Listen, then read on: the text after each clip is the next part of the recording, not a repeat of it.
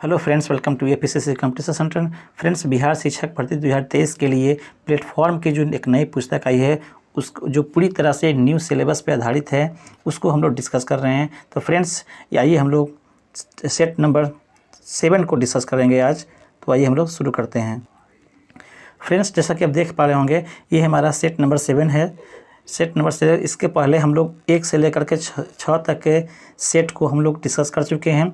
Channel पे अगर नए हैं तो चैनल को सब्सक्राइब कर लें और बेल आइकन को भी दबा दें, क्योंकि इस तरह का वीडियो हम लगातार इस चैनल के माध्यम से आपको देते रहेंगे।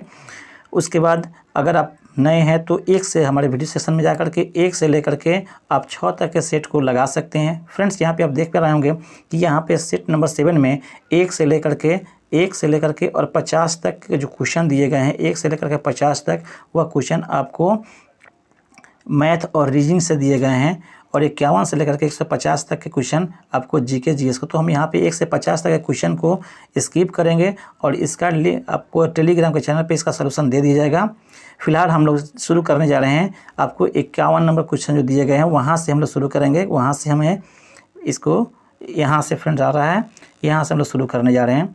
इसके पहले जितने भी क्वेश्चन दिए गए इसका सलूशन आपको टेलीग्राम चैनल पे दे दिया जाएगा।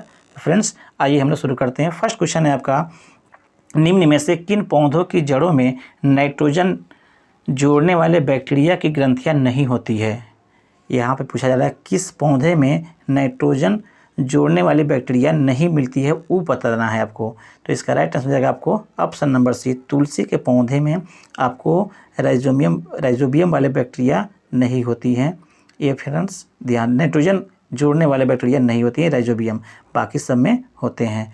नेक्स्ट है आपको, निम्न में से किसको बीजपत्र कहते हैं। बीजपत्र किसको कहते हैं ये पूछा जा रहा है। तो राइट आंसर हो जाएगा आपको ऑप्शन नंबर सी, अर्थात बीजपत्ती जो होता है, जो सबसे अंदर होता है दलहन वाला, उसमें उससे हम लोग कहते हैं बीजपत्ती। नेक्स्ट है आपको, पौधे के ऊपरी भागों में वाष्प के रूप जल की क्षति को कहते हैं। पौधे के ऊपरी भागों में वाष्प का निकलना या पानी का निकलना क्या कहलाता है। तो इसका राइट आंसर हो जाएगा फ्रेंड्स आपका ऑप्शन नंबर डी, वाष्पोत्सर्जन या ट्रांसपायरेशन बोलते हैं इसको इंग्लिश में, या वाष्पोत्सर्जन होगा राइट आंसर। नेक्स्ट है आपको, गाँवों में यह देखना साधारण है कि महिलाएं अनाज से भूसी कैसे निकालती है, इस विधि को क्या कहते हैं, ये पूछा जा रहा है। तो इसका राइट आंसर हो जाएगा आपको ऑप्शन नंबर सी, निष्पादन या फटकना जो हम लोग कहते हैं आम तो बोलचाल भाषा में, यह होता है। नेक्स्ट क्वेश्चन आपका, जीवों में संबंध जबकि एक जीव को सहचार से लाभ होता है और दूसरे को हानि होता है, तो ऐसे जीवों को हम लोग क्या बोलते हैं। तो इसका राइट आंसर जाएगा आपको ऑप्शन नंबर डी, अर्थात परजीवी बोलते हैं, जिसमें जो घोस्ट होते हैं उन्हें हानि होती है और जो रहता है सहचारी उससे फ़ायदा होता है। इसे हम लोग परजीवी कहते हैं या परजीविता कहते हैं। दोनों को फ़ायदा होता हो तो इसे हम लोग जो साथ रहते हों। फ्रेंड्स, सहजीविता की अगर बात की जाए तो सहजीविता वास्तव में वैसे जीवों का साथ साथ रहना होता है जिसमें पोषण और आश्रय दोनों एक दूसरे को साझा करते हैं, तो वह सहजीविता होता है। जबकि सहपोषिता की बात की जाए तो इसमें दोनों एक दूसरे के पर निर्भर रहते हैं, तो वह सहपोषिता होता है। परजीवी तो आप समझ ही गए। नेक्स्ट है फ्रेंड्स आपका, विशेष क्षेत्रीय प्रजातियां हैं। विशेष क्षेत्रीय प्रजातियां कौन है ये पूछा जा रहा है। तो इसका राइट आंसर जाएगा आपको ऑप्शन नंबर डी, एक क्षेत्र में पाई जाने वाली प्रजातियों को हम लोग कहते हैं विशेष क्षेत्रीय प्रजातियां। नेक्स्ट है फ्रेंड्स आपका, निम्नलिखित में से कौन वनोन्मूलन के परिणाम है। यह बताया जा रहा है कि वन को उन्मूलन करने या वन को ख़त्म करने से क्या उसका परिणाम निकल के आ रहा है, ये पूछा जा रहा है। तो राइट आंसर जाएगा आपको ऑप्शन नंबर सी, अर्थात भौम जल स्तर में वृद्धि। इसका राइट आंसर जाएगा आपको ऑप्शन नंबर सी, अर्थात यहाँ पे देख लीजिए सी में दिया हुआ है 1, 2, 3 और 4। तो इसका राइट 1 अर्थात वायुमंडलीय ताप में वृद्धि हो रही है वनों को काटने से। 2 में दिया हुआ है वायुमंडल में CO2 के स्तर में वृद्धि हो रही है। और 4th में दिया हुआ है बाढ़ और सूखे जैसी प्राकृतिक आपदाओं के होने की संभावना में वृद्धि होती है वनों के कटाई से या वनोन्मूलन से। इसलिए सी इज़ द राइट आंसर होगा, अर्थात 1, 2 और 3, 1, 2 और 4 जो है सही होगा, तीसरा आपका नहीं होगा। नेक्स्ट क्वेश्चन आपको, वसा ऊतक मानव शरीर में पाया जाने वाला किस प्रकार के ऊतक है? वसा ऊतक कैसा ऊतक है? तो इसका राइट आंसर हो जाएगा आपको संयोजी ऊतक होता है।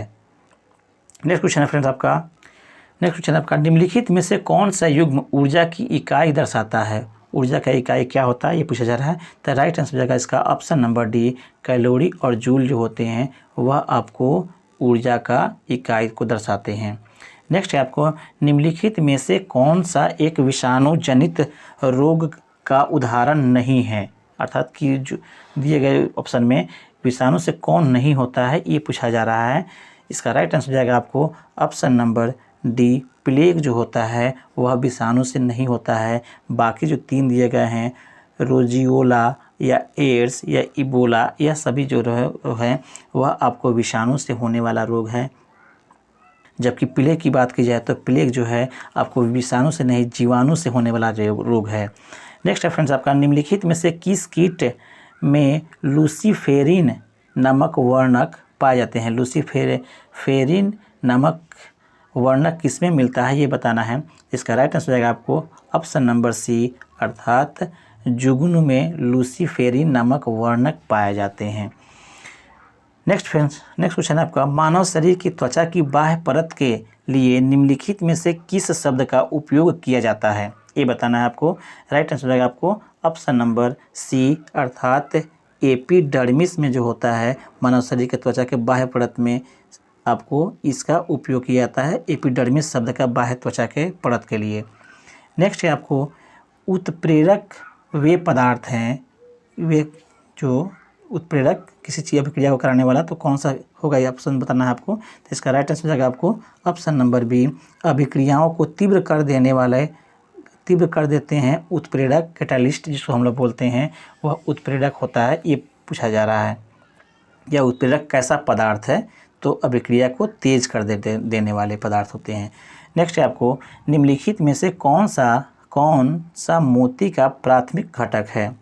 मोती का प्राथमिक घटक कौन है ये पूछा जा रहा है। इसका राइट आंसर हो जाएगा आपको ऑप्शन नंबर सी, अर्थात कैल्शियम कार्बोनेट जो होता है वह मोती का प्राथमिक घटक होता है। नेक्स्ट क्वेश्चन है आपको, निम्नलिखित में से कौन सा जंतु अपनी त्वचा द्वारा श्वसन करता है ये पूछा जा रहा है। तो इसका राइट आंसर हो जाएगा आपको ऑप्शन नंबर बी, अर्थात मेढक जो दिया गया ऑप्शन में वह आपको त्वचा के द्वारा श्वसन क्रिया करता है। नेक्स्ट है आपका फ्रेंड्स, निम्नलिखित में से सर्वाधिक अभिक्रियाशील धातु कौन सी है? सबसे अधिक क्रियाशील, तो इसका राइट आंसर जाएगा आपको ऑप्शन नंबर ए, पोटेशियम। दिए गए ऑप्शन में पोटेशियम सबसे अधिक अभिक्रियाशील धातु होता है, या क्रियाशील धातु भी कहते हैं इसे हम लोग। नेक्स्ट है आपको, किसी धातु के तत्व को तब खाली स्थान कहा जाता है जब वह वस्तु एक सीधी रेखा में गति करती है और समय के नियमित अंतराल में उसका वेग बढ़ता या घटता जाता है, तो इसे हम लोग क्या कहते हैं? तो इसका राइट आंसर जाएगा आपको ऑप्शन नंबर सी, एक समान इसे हम लोग कहा जा सकता है जब वह वस्तु सीधी रेखा में गमन करता हुआ समय के नियमित अंतराल पर उसका वेग भी बढ़ता या घटता जा रहा हो तो उसे एक समान हम कह सकते हैं। नेक्स्ट क्वेश्चन है फ्रेंड्स, निम्नलिखित में से कौन सा वनों की कटाई का परिणाम नहीं है? यहाँ पे वो परिणाम नहीं है ये पूछा जा रहा है। तो इसका राइट आंसर जाएगा आपको ऑप्शन नंबर सी, अर्थात वायुमंडल में ऑक्सीजन के स्तर में वृद्धि। यह आपको ऑप्शन नहीं हो सकता है। बाकी जो 3 चीज़ें गई है, प्राकृतिक में समग्र संतुलन में गड़बड़ी ये हो सकता है, पृथ्वी पर प्रदूषण के स्तर में वृद्धि और भूजल के स्तर में कमी, ये परिणाम दिए गए हैं, ये सब परिणाम हो सकते हैं। जबकि वायुमंडल में ऑक्सीजन के स्तर में वृद्धि एक कतई नहीं हो सकता है पौधों के काटने से या वनों के काटने से। नेक्स्ट है आपको, निम्नलिखित में कौन सा कथन सत्य है ये पूछा जा रहा है। दिए हुए ऑप्शन, अम्ल लाल लिटमस के रंग को बदलकर नीला कर देता है, बी में दिया हुआ है क्षार नीले लिटमस के रंग को बदलकर लाल कर देता है, जबकि सी में दिया हुआ है क्षार स्वाद में कड़वे होते हैं और डी में अम्ल स्वाद में नमकीन होते हैं। इसमें कौन सा कथन सत्य है ये बताना है। तो इसका राइट आंसर हो जाएगा आपको ऑप्शन नंबर सी, क्षार स्वाद में कड़वे होते हैं। बाकी जो दिए गए ऑप्शन है वह कहीं ना कहीं आपको असत्य हैं। नेक्स्ट है आपको एक परमाणु में न्यूट्रॉन की संख्या किसके बराबर होती है। न्यूट्रॉनों की संख्या किसके बराबर होती है ये पूछा जा रहा है।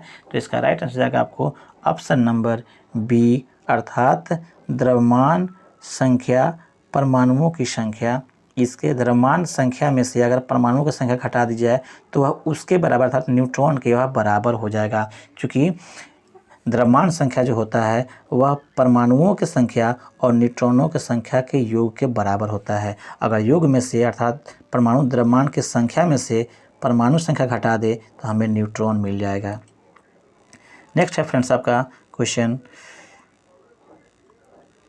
प्रतिरोध की एसआई इकाई क्या है। एसआई मात्रा किसको हम लोग बोलते हैं वह क्या होता है। तो इसका राइट आंसर जाएगा आपको ऑप्शन नंबर बी, अर्थात ओम जो होता है वह प्रतिरोध या रेजिस्टेंस का एसआई मात्रक होता है। जबकि हम लोग विद्युत आवेश की बात की जाए तो यह कूलम्ब होता है। विद्युत आवेश या कूलम्ब किसका एसआई मात्रक होता है तो विद्युत आवेश का। अगर जूल की बात की जाए फ्रेंड्स तो जूल जो है एसआई मात्रक विद्युत ऊर्जा का भी हम लोग कहते हैं। अगर न्यूटन की बात की जाए तो यह आपको बल का एसआई मात्रक होता है, ये भी ध्यान में रखेंगे फ्रेंड्स। नेक्स्ट आपको एक तरल जो जल द्वारा गैस वाष्प में परिवर्तित होने वाली प्रक्रिया को क्या कहते हैं। बहुत ही सिंपल क्वेश्चन फ्रेंड्स है। इसका राइट आंसर हो जाएगा आपको ऑप्शन नंबर बी, वाष्पीकरण। अर्थात जल का वाष्प में बदलना कौन सी क्रिया कहलाता है तो वाष्पीकरण। नेक्स्ट है फ्रेंड्स आपका निम्न में से कौन सा एक बॉर्डर लाइन तत्व नहीं है। इसका राइट आंसर हो जाएगा आपको ऑप्शन नंबर सी, अर्थात बिस्मथ जो होता है वह बॉर्डर लाइन तत्व नहीं आते हैं। बाकी पोलोनियम, सिलिकॉन या बोरॉन ये सब आते हैं। नेक्स्ट है आपको फ्रेंड्स गति का पहला समीकरण किसके बीच संबंध दर्शाता है। इसका राइट आंसर हो जाएगा फ्रेंड्स आपको ऑप्शन नंबर बी, वेग और समय के बीच में यह संबंध को दर्शाता है गति का पहला नियम। नेक्स्ट है आपको निम्न में से किसे न तो बताया जा सकता है और ना ही नष्ट किया जा सकता है। किसे नहीं तो बनाया जा सकता है, बताया नहीं सॉरी, किसे न तो बनाया जा सकता है और ना ही नष्ट किया जा सकता है, वह क्या होता है। इसका राइट आंसर है आपको ऑप्शन नंबर डी, अर्थात ऊर्जा जो होता है वह न तो क्रिएट है और ना ही वह डिस्ट्रॉयबल भी है।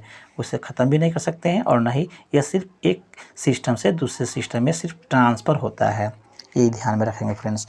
बाकी शक्ति, वेग और गति ये सब जो है आपको नष्ट किया जा सकता है। नेक्स्ट है फ्रेंड्स आपको वृषणों से कौन सा हार्मोन स्रावित होता है। वृषण मुख्य रूप से पुरुषों में होते हैं और इससे कौन सा आपको हार्मोन निकलता है पुरुष में ये बताना है। तो राइट आंसर हो जाएगा आपको ऑप्शन नंबर डी, टेस्टोस्टेरोन। इससे आपको रखा टेस्टिस इंग्लिश में बोलते हैं और इंग्लिश से ही आपको याद रखना होगा टेस्टोस्टेरोन। यह आपको वृषण का टेस्टिस होता है।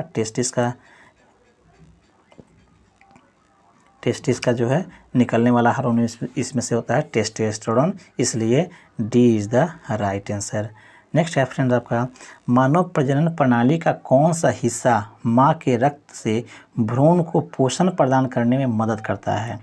इसका राइट आंसर जाएगा आपको ऑप्शन नंबर सी, अर्थात प्लासेंटा जिसको बोलते हैं गर्भनाल। A is the C is the right answer होगा प्लासेंटा। नेक्स्ट है आपका फ्रेंड्स जंतुओं का कौन सा समूह विशेष रूप से मुक्त रूप से रहने वाले समुद्री जीव हैं। जंतुओं का कौन सा समूह विशेष रूप से मुक्त रूप से रहने वाले समुद्री जीव हैं ये बताना है। इसमें से आपको जीवों का समूह दिया गया है, मोलस्का है, नेमेटोडा है, ऑर्थोपोडा है और इकाइनोडर्मेटा है। कौन सा है इसमें से ऑप्शन ये बताना है। तो इसका राइट आंसर हो जाएगा आपको ऑप्शन नंबर डी, इकाइनोडर्मेटा जो होता है सदस्य, इसके जो सदस्य होते हैं वह मुक्त रूप से रहने वाले समुद्री जीव हैं। नेक्स्ट है फ्रेंड्स आपका बल की परिभाषा को किसके आधार पर व्याख्यात किया जा सकता है। किसके आधार पर व्याख्या की जा सकती है ये बता रहा है। तो इसका राइट आंसर मतलब कि न्यूटन के कौन सा नियम हमें बल की व्याख्या या बल की परिभाषा को देता है, यही क्वेश्चन है फ्रेंड्स आपका। तो इसका राइट आंसर जाएगा आपको option number A is the right answer. Newton के प्रथम गति से बल की व्याख्या मिलती है, लेकिन इसका पूर्ण जो है विवरण अगर एफ पर दूसरे गति के नियम से समझा जाए तो उससे हमें एफ बराबर एम ए इसका परिमाण का बारे में जानकारी मिलता है। तो इसे आप ध्यान में रखेंगे, इसका दूसरा नहीं होगा, यह प्रथम ही इसका कन्फ्यूजन मेरा थोड़ा क्वेश्चन है। तब बल के बारे में जानकारी जो मिलती है व्याख्या, वह परिभाषा जो खास करके वह आपको प्रथम गति नियम से ही होता है, ये ध्यान में रखेंगे। इससे तीन चीज़ें हमें मिलती है। न्यूटन के प्रथम गति नियम से हमें तीन सूचनाएं मिलती है, तीन जानकारियाँ मिलती है। एक में शून्य त्वरण, दूसरा में जड़त्व और तीसरा में बल की परिभाषा। बल की परिभाषा सिर्फ मिलती है फ्रेंड्स, ये ध्यान में रखेंगे। और इसका परिमाण निकालने के लिए दूसरा गति नियम से और दूसरा गति नियम से प्राप्त होता है, ये दोनों में ध्यान में रखेंगे। नेक्स्ट है आपको, निम्न में से कौन सा घोल इन सभी में सबसे अम्लीय है। यह पीएच मान दिया गया है, किस पीएच मान वाले घोल सबसे अधिक अम्लीय होंगे फ्रेंड्स, वो बताना है आपको। इसका राइट आंसर हो जाएगा आपको ऑप्शन नंबर ए, जो पीएच मान 0 का घोल होगा वह सबसे अधिक अम्लीय होगा। नेक्स्ट है आपको, निम्न में से कौन बिजली के कुचालक होते हैं, ये बताना है। जिसमें है इलेक्ट्रिसिटी नहीं पास कर सकता है, वो बताना है फ्रेंड्स आपको। तो ऑप्शन नंबर आपको दिया गया है, इससे पहले देख लें क्या क्या दिया गया है।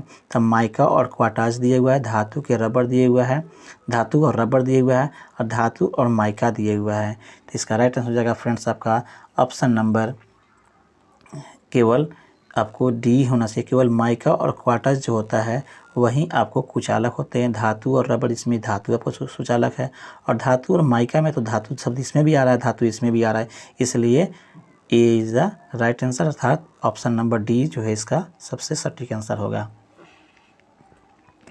नेक्स्ट है आपको फ्रेंड्स, स्वास्थ्यम की उत्तरजीविता उक्ति के रचयिता कौन है। फ्रेंड्स देख लेंगे, स्वास्थ्यम की उत्तरजीविता उक्ति के रचयिता कौन है, ये पूछा जा रहा है। तो इसका राइट आंसर हो जाएगा आपको ऑप्शन नंबर डी, अर्थात हर्बर्ट स्पेंसर ने इसको दिया था, या इनकी रचयिता या कृति है, ये ध्यान में रखेंगे। नेक्स्ट है फ्रेंड्स आपका, कोशिका ऑर्गेनेल को कोशिका का मास्टर कहा जाता है। किस कोशिका का ऑर्गेनेल को कोशिका का मास्टर कहा जाता है, ये पूछा जा रहा है।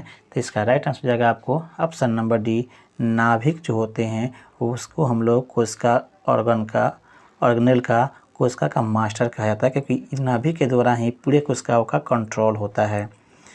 नेक्स्ट है आपको कथन दिए गए हैं, ये बताना है आपको।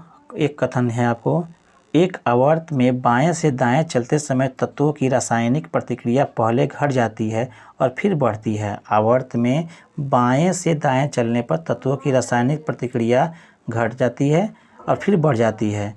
ये है आपको ऑप्शन दिया हुआ।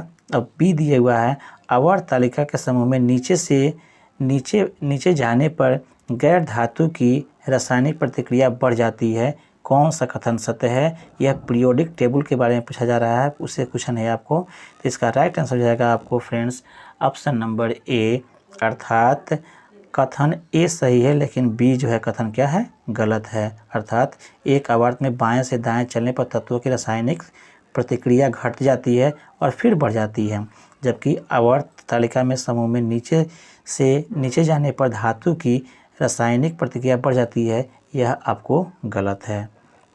नेक्स्ट है फ्रेंड आपको, असंतृप्त यौगिक के दहन के दौरान खाली स्थान देखी जाती है। क्या देखी जाती है असंतृप्त के दहन के दौरान? तो इसका राइट आंसर जाएगा फ्रेंड्स आपका ऑप्शन नंबर डी, पीली लौ जो जलता है वह असंतृप्त यौगिक के दहन के दौरान देखी जाती है। नेक्स्ट क्वेश्चन है फ्रेंड्स आपका, निम्नलिखित में से कौन सा बायोमास ऊर्जा का एक स्रोत नहीं है? स्रोत नहीं है बायोमास, कौन सा है तो ये बताना है आपको। ऑप्शन नंबर डी, परमाणु ऊर्जा जो होता है वह बायोमास से नहीं बनता है। बाकी लकड़ी बायोमास का ही से है, गोबर बायोमास ही है, और इथेनॉल भी बायोमास से ही बनता है आपको, लेकिन परमाणु ऊर्जा जो है वह आपको नहीं बनता है। इसलिए सही आंसर आपका option number D is the right answer. Next question है आपका, ऊर्जा उत्पादन के दौरान ग्लूकोज का पाइरूवेट में विखंडन कहाँ होता है, ये पूछा जा रहा है। तो इसका राइट आंसर हो जाएगा आपको ऑप्शन नंबर ए, अर्थात कोशिका द्रव में ही आपको ग्लूकोज का पाइरूवेट में विघटन होता है। ये क्रिया होती है जिसका नाम है आपको ग्लाइकोलिसिस। उस प्रक्रिया के द्वारा ग्लूकोज का विखंडन पाइरूवेट रूप में हो जाता है। ग्लूकोज जो होता है वह 6 अणु वाले होते हैं। यह आपको 2 भागों में टूट करके कार्बन के 3 अणु वाले रूप जो होते हैं उसे हम लोग पाइरूवेट कहते हैं, उसमें यह टूट जाता है। फिर उसके बाद में पाइरूवेट का पूर्ण ऑक्सीकरण प्रत्येक कोशिका के माइटोकॉन्ड्रिया में होता है, ये बात ध्यान रखेंगे। नेक्स्ट आपको विरंजक चूर्ण को जल में मिश्रित करने पर कौन सा गैस निष्कासित होता है, ये पूछा जा रहा है। विरंजक चूर्ण को जल में मिश्रित करने पर कौन सा गैस निष्कासित होता है, तो इसका राइट आंसर हो जाएगा आपको option number C, chlorine gas निष्कासित होता है।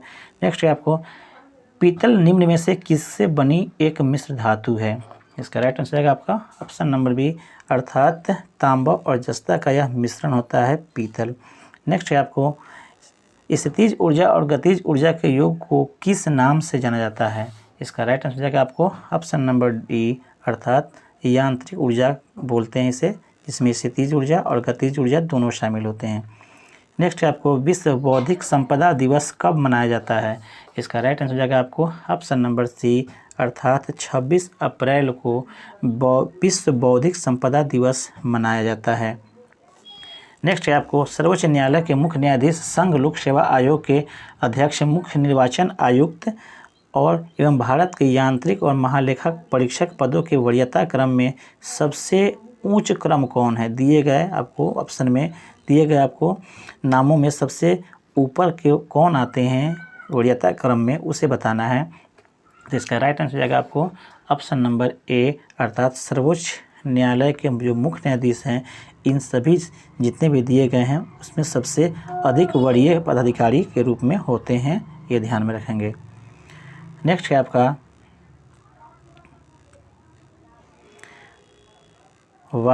वायसराय की कार्यकारी परिषद में शामिल होने वाले प्रथम भारतीय कौन थे, ये पूछा जा रहा है वायसराय के कार्यकारी परिषद में। तो इसका राइट आंसर जाएगा आपको ऑप्शन नंबर सी, अर्थात सत्येंद्र प्रसन्न सिन्हा जो थे वह वायसराय के कार्यकारी परिषद में शामिल होने वाले प्रथम भारतीय थे। नेक्स्ट आपको जनगणना 2011 के अनुसार सर्वाधिक लिंगानुपात वाले 4 राज्यों का सही अवरोही क्रम कौन सा है, ये ध्यान रखेंगे। अवरोही मतलब घटते क्रम, लिंगानुपात में सबसे अधिक जो होगा वह पहले होगा, उसके बाद में घटते क्रम में होगा, उसको बताना है। तो इसका राइट आंसर जाएगा आपको ऑप्शन नंबर बी, अर्थात सबसे अधिक वाला तो केरल में है, उसके बाद तमिलनाडु, फिर आंध्र प्रदेश में और उसके बाद में मणिपुर में। यह है आपको सर्वाधिक लिंगा अनुपात वाले 4 राज्य, अर्थात सर्वाधिक है लिंगा अनुपात अवरोही क्रम में, सबसे अधिक वाला को पहले रखना है, उसके बाद वाला को, उसके बाद कम, अर्थात जिसमें सबसे अधिक लिंगा अनुपात है वह आपको केरल है, इस तरह सबसे सजाना है। नेक्स्ट है आपको भारतीय इतिहास के किस काल को चित्रित धूसर मृद भांड काल के रूप में जाना जाता है, भारतीय इतिहास के किस काल को चित्रित धूसर मृद भांड काल में के रूप में जाना जाता है, ये पूछा जा रहा है। तो इसका राइट आंसर जाएगा आपको ऑप्शन नंबर सी, उत्तर वैदिक काल को। नेक्स्ट है फ्रेंड्स आपका मराठा साम्राज्य के संस्थापक शिवाजी की मृत्यु किस वर्ष हुई है, ये पूछा जा रहा है। तो इसका राइट आंसर जाएगा आपको ऑप्शन नंबर सी, 1680 ईस्वी में मराठा साम्राज्य के संस्थापक शिवाजी की मृत्यु हुई। नेक्स्ट है आपको निम्नलिखित में से किस बहुउद्देशीय परियोजना का निर्माण नर्मदा नदी पर किया गया है, ये पूछा जा रहा है। तो इसका राइट आंसर जाएगा आपको option number A, Sardar Sarovar परियोजना का निर्माण नर्मदा नदी पर किया गया है, ये ध्यान में रखेंगे। नेक्स्ट है आपका फ्रेंड्स आपको कृषि भूमि के उत्तराधिकार के संबंध में शुल्क संविधान के किस सूची के अंतर्गत आता है, यह पूछा जा रहा है। तो इसका राइट आंसर जाएगा आपको ऑप्शन नंबर बी, अर्थात राज्य सूची के अंतर्गत में यह आता है। कृषि भूमि के उत्तराधिकारी संबंधित शुल्क का यह आपको राज्य सरकार के सूची में आता है। नेक्स्ट आपको प्रथम लोकसभा के प्रथम उपाध्यक्ष किस निम्न में से कौन से थे, प्रथम लोकसभा के उपाध्यक्ष पूछा जा रहा है। तो इसका राइट आंसर जाएगा आपको option number B, M A Iyengar जो थे, एम ए अयंगार, वह आपको लोकसभा के प्रथम उपाध्यक्ष थे।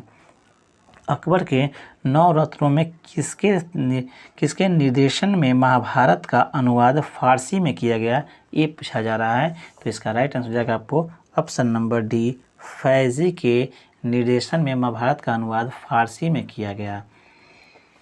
नेक्स्ट है आपको, दक्षिण भारत का मैनचेस्टर निम्न में से किस शहर को जाना जाता है। तो इसका राइट आंसर जाएगा आपको ऑप्शन नंबर ए, कोयम्बटूर को दक्षिण भारत का मैनचेस्टर शहर के रूप में जाना जाता है। नेक्स्ट है आपको, यूरोपीय बैंकिंग प्रणाली पर आधारित भारत में पहला बैंक निम्न में से कौन सा था। इसका राइट आंसर जाएगा फ्रेंड्स आपका ऑप्शन नंबर डी, अर्थात बैंक ऑफ हिंदुस्तान। यह यूरोपीय बैंक प्रणाली पर आधारित भारत में पहला बैंक था। नेक्स्ट है फ्रेंड्स आपका, गोदावरी डेल्टा किस राज्य में पड़ता है, ये पूछा जा रहा है। तो इसका राइट आंसर जाएगा फ्रेंड्स आपको option number B, Andhra Pradesh में यह गोदावरी डेल्टा पड़ता है। फ्रेंड्स नेक्स्ट क्वेश्चन है आपका,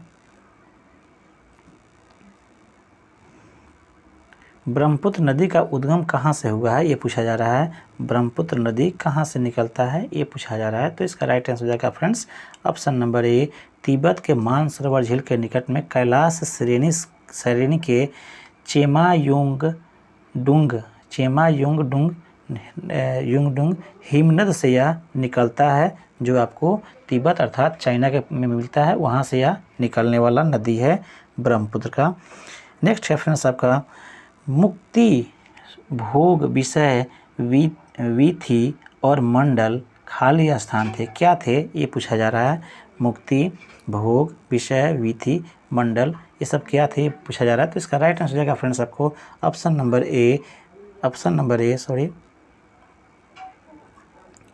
यहाँ पे ए is the right answer.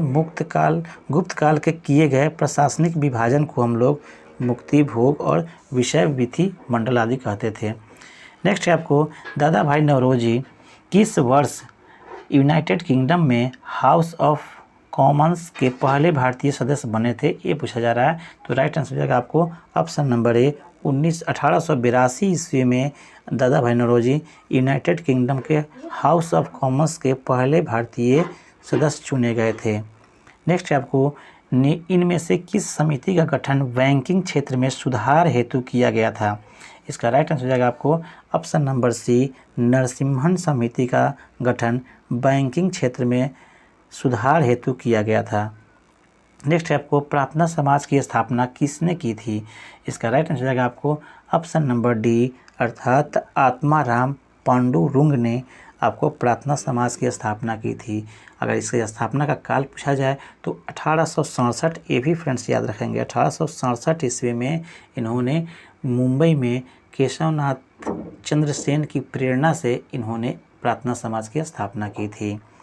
Next है आपको, मिस यूनिवर्स का पुरस्कार जीतने वाली प्रथम भारतीय महिला निम्न में से कौन है। मिस यूनिवर्स, इसको ध्यान में रखेंगे। तो इसका राइट आंसर रहेगा फ्रेंड्स आपका option number A, Sushmita Sen, जो अभी अभिनेत्री भी हैं, वे जो है मिस यूनिवर्स का प्रथम बार आपको खिताब जीतने वाली प्रथम महिला हैं।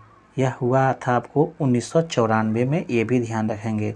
1994 में ये भी ध्यान में रखेंगे। नेक्स्ट है आपको फ्रेंड्स, अफ्रीकी देश नामीबिया की राजधानी निम्न में से कौन सा है, ये पूछा जा रहा है।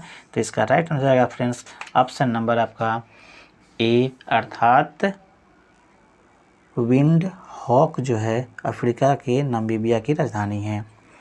नेक्स्ट आपको, सीज फ्राइट रेखा किन देशों के बीच की सीमा है। सीज फ्राइट रेखा, तो इसका राइट आंसर जाएगा आपको ऑप्शन नंबर सी, जर्मनी और फ्रांस के बीच।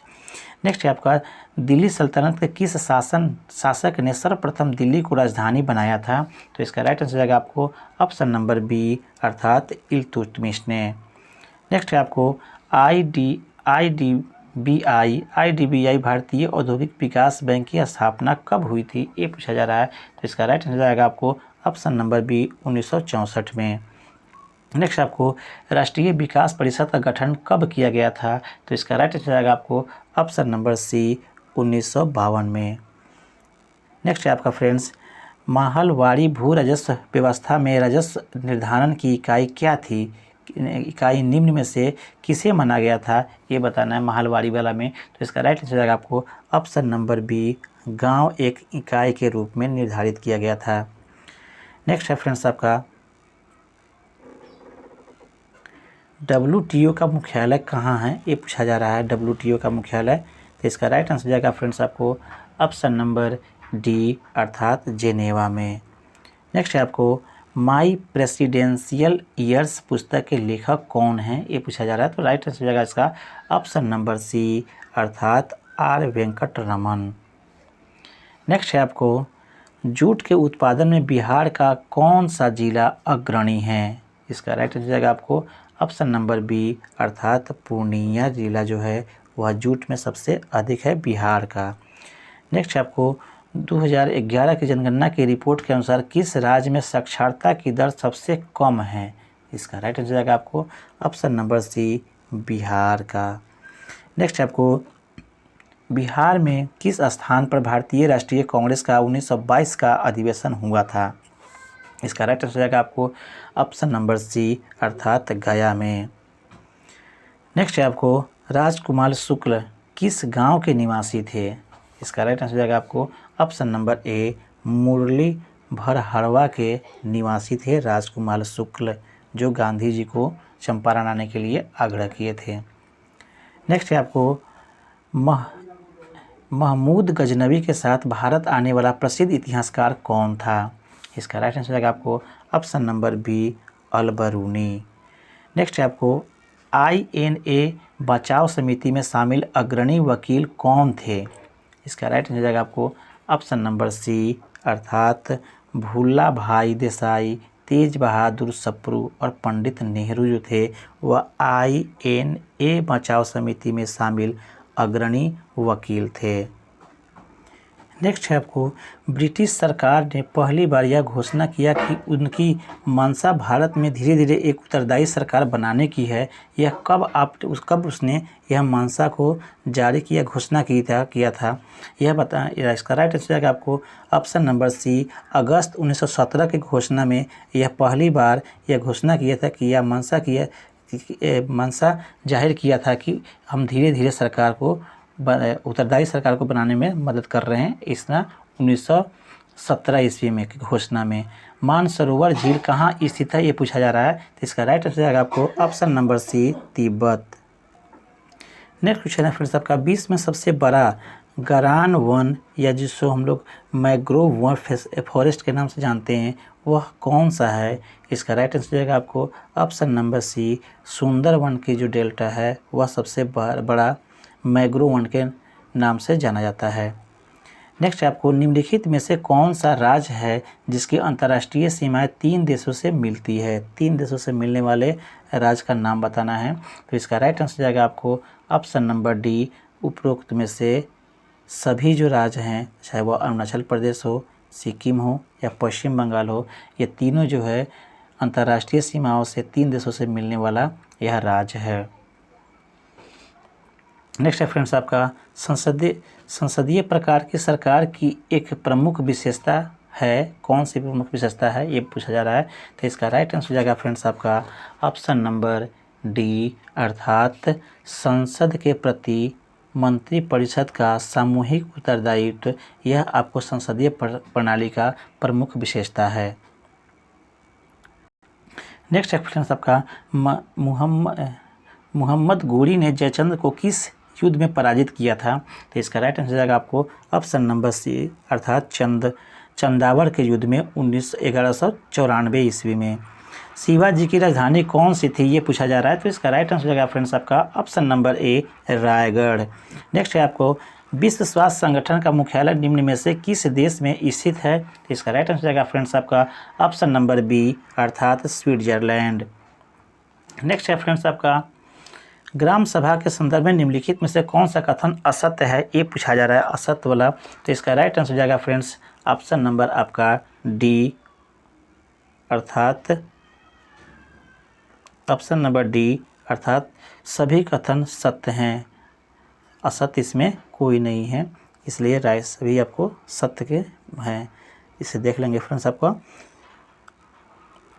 नेक्स्ट आपको बैंक दर का आशय है, बैंक दर का आशय क्या है? तो इसका राइट आंसर जाएगा आपको ऑप्शन नंबर डी अर्थात केंद्रीय बैंक द्वारा ली जाने वाली आधिकारिक ब्याज दर, यह बैंक दर का आशय है या मतलब है। नेक्स्ट है आपको फ्रेंच ईस्ट इंडिया कंपनी की स्थापना इस साल हुई, कब हुई थी ये पूछा जा रहा है। तो इसका राइट आंसर जाएगा आपको ऑप्शन नंबर ए 1664 ईस्वी में। नेक्स्ट है आपको 2011 की जनगणना के अनुसार बिहार में शहरी जनसंख्या का प्रतिशत क्या है? इसका राइट आंसर जाएगा आपको ऑप्शन नंबर ए 11.29% शहरी जनसंख्या के प्रतिशत के रूप में 11 में के अनुसार से यह है। नेक्स्ट आपको किसने कहा राजनीति कानूनी तौर पर यह स्पष्ट करती है कि हमें क्या करना चाहिए और क्या नहीं? इसका राइट आंसर जाएगा आपको ऑप्शन नंबर बी अर्थात अरस्तु ने इस बात को कहा था। नेक्स्ट आपको निम्नलिखित जंगलों में से कौन सा जंगल पृथ्वी ग्रह के फेफड़ों के रूप में जाना जाता है? इसका राइट आंसर जाएगा आपको ऑप्शन नंबर डी अमेजन के वर्षा वन जो है वह आपको पृथ्वी ग्रह के फेफड़ों के रूप में जाना जाता है, ऑक्सीजन को अधिक मात्रा में देने के कारण। नेक्स्ट है आपको निम्नलिखित में से किस महाद्वीप में उष्णकटिबंधीय पर्णपाती वनों का विस्तार अधिक है? इसका राइट आंसर जाएगा आपको ऑप्शन नंबर बी अर्थात एशिया। नेक्स्ट आपको निम्नलिखित में से कौन सा पृथ्वी के घूर्णन का प्रभाव नहीं है? घूर्णन का प्रभाव कौन नहीं है ये पूछा जा रहा है। तो इसका राइट आंसर जाएगा आपको ऑप्शन नंबर डी अर्थात ऋतु परिवर्तन, यह आपको पृथ्वी के घूर्णन का प्रभाव नहीं है। घूर्णन का प्रभाव दिन रात ही होता है, जबकि ऋतु परिवर्तन पृथ्वी के परिक्रमण के कारण से होता है सूर्य के चारों तरफ, न कि आपको अपने धुरी पर। नेक्स्ट है आपको लोएस चट्टान किस प्रकार की चट्टानों का उदाहरण है? इसका राइट आंसर जाएगा आपको ऑप्शन नंबर बी अर्थात परतदार चट्टानों का यह उदाहरण है। नेक्स्ट है आपको सियाचिन ग्लेशियर पर सक्रिय रूप से तैनात होने वाली पहली महिला सैन्य अधिकारी निम्न में से कौन सी बनी है? तो इसका राइट आंसर जाएगा आपको ऑप्शन नंबर सी अर्थात शिव चौहान जो है वह आपको सियाचिन ग्लेशियर पर सक्रिय रूप से तैनात होने वाली प्रथम भारतीय सैन्य अधिकारी बनी है। रक्षा अनुसंधान और विकास संगठन DRDO ने 10 जनवरी 2023 को उड़ीसा तट पर किस बैलिस्टिक मिसाइल का सफल परीक्षण किया? इसका राइट आंसर जाएगा आपको ऑप्शन नंबर डी अर्थात पृथ्वी द्वितीय का परीक्षण उन्होंने DRDO ने आपको उड़ीसा के तट पर किया। नेक्स्ट आपको कौन सा देश 1925 में मैड्रिड इंटरनेशनल बुक फेयर का थीम देश होगा? इसका राइट आंसर जाएगा आपको option number C Bharat. Next आपको एल्बम डिवाइन टाइल्स के लिए ग्रैमी अवार्ड 2023 किसने जीता? इसका राइट आंसर जाएगा आपको ऑप्शन नंबर बी अर्थात रिकी केंज ने यह पुरस्कार जीता है। नेक्स्ट है आपको 2021-22 के में विश्व का तीसरा सबसे बड़ा मछली उत्पादक देश कौन हो गया है ये पूछ रहा है। तो इसका राइट आंसर जाएगा आपको ऑप्शन नंबर सी अर्थात भारत। नेक्स्ट है आपको विश्व टीबी दिवस कब मनाया जाता है? इसका राइट आंसर जाएगा आपको ऑप्शन नंबर सी 24 मार्च को। नेक्स्ट है आपको शाहजहां क्रिकेट स्टेडियम में वेस्ट स्टैंड का नाम बदलकर किस भारतीय क्रिकेट दिग्गज के सम्मान में रखा गया है ये पूछा जा रहा है। तो इसका राइट आंसर जाएगा आपको option number D Sachin Tendulkar. Next है आपको कोप इंडिया 2023 वायु अभ्यास में किस देशों ने भाग लिया? तो इसका राइट आंसर जाएगा आपको ऑप्शन नंबर सी भारत और संयुक्त राज्य अमेरिका ने भाग लिया। नेक्स्ट है आपको वैश्विक आयुर्वेद महोत्सव 2023 कहाँ आयोजित किया जाएगा?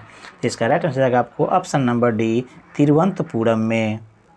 लास्ट क्वेश्चन है फ्रेंड्स आपका India's vaccine growth store form cowpox 2 vaccine मैत्री लिखी है, किसने यह लिखी है? तो इसका राइट आंसर जाएगा आपको ऑप्शन नंबर बी